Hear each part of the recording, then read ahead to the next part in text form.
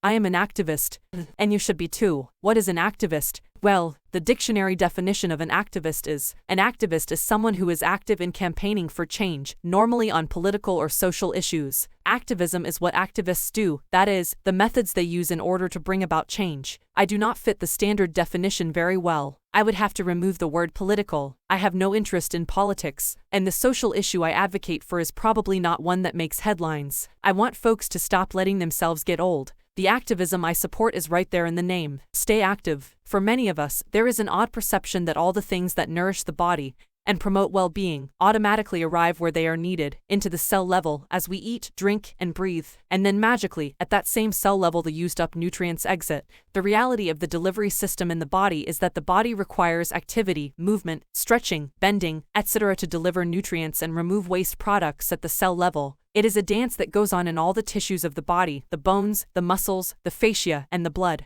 There is a constant need for nutrients in, and waste out, and eventually for new cells to form and old cells to be taken away. This affects us all over the body, but one of the most dramatic effects on the body is in spine health. If we begin to slow down our activity levels as we get to be slightly over 21, we start to suffer from a breakdown of the dance. What begins to happen is degenerative disc disease, 15-0 for short. 15-0 commonly begins in our 30s and is at the root of a lot of troubles. The discs are fed and oxygenated by the recycling of the disc fluid that occurs with spinal joint movement. Think of a spinal disc as a sponge. You must squeeze it to get the old stagnant fluid out and then release the squeeze to fill the sponge with clean water.